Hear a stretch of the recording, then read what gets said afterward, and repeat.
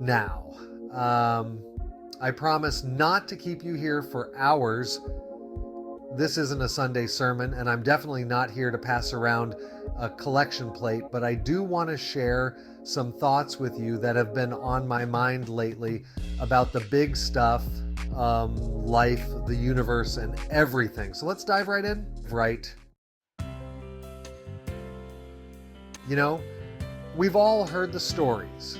From a young age, we're taught about love, whether it's through religion, stories, or that one really catchy Beatles song. But what is love really? Is it just that fuzzy feeling you get when your dog looks at you with those big, trusting eyes? Or when someone brings you coffee just the way you like it? 2 sugars, no cream? Well, yes, but it's also so much more. Love, in its truest form, isn't just an emotion, it's a force. It's the energy that connects all of us, the invisible thread that weaves through every living thing.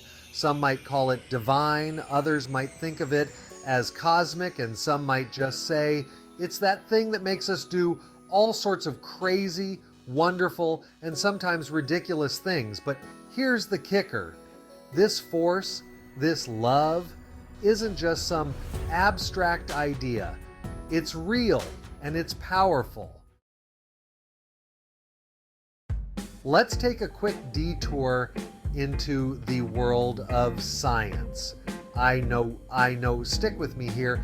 It won't be like that high school chemistry class where you almost set the lab on fire. We've all heard about DNA, right? That tiny little blueprint that makes you, well, you. Scientists have discovered that DNA is essentially a program, a highly sophisticated one at that. And let me tell you, as someone who's dabbled in programming, I can assure you that programs don't just pop into existence. They're written, coded, and designed. So what does that tell us?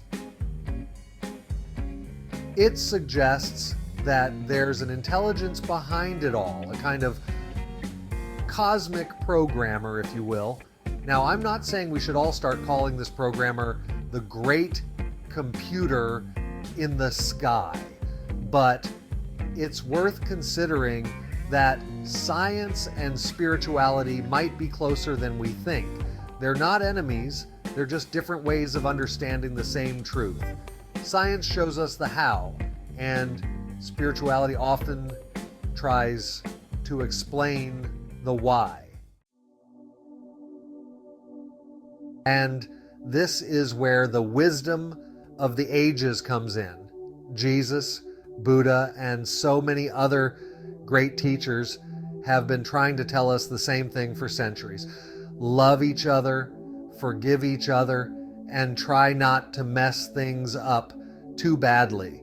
They might have used different words or come from different places, but the core message remains the same.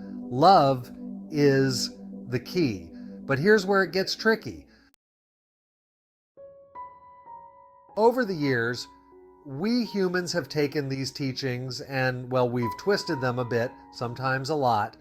We've used them to control others, to instill fear, or to justify actions that, let's face it, aren't exactly loving. We've put rules and rituals over the very simple yet profoundly difficult message of love and compassion. Now, I'm not here to preach, okay, maybe a little bit, but mostly I just want to encourage you to think about this. What if we all tried to see the world through the lens of love, as a force, as an energy that connects us all?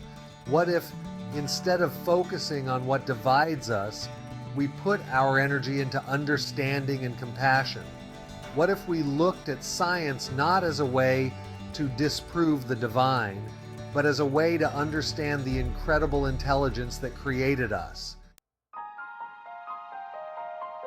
So, as you go about your day, week, or however long it takes before you tune into another one of my videos, think about this. Love isn't just an emotion. It's the greatest power there is, and it's what makes us who we are. Whether you see it as divine, cosmic, or just good old-fashioned human kindness, it's the one thing that truly matters. Thanks for joining me today, and remember, keep love at the center of everything you do. And hey, if you happen to code the next great DNA sequence, just make sure it includes a little extra kindness in the mix. Take care, everyone, and remember that I love you. Pass that on.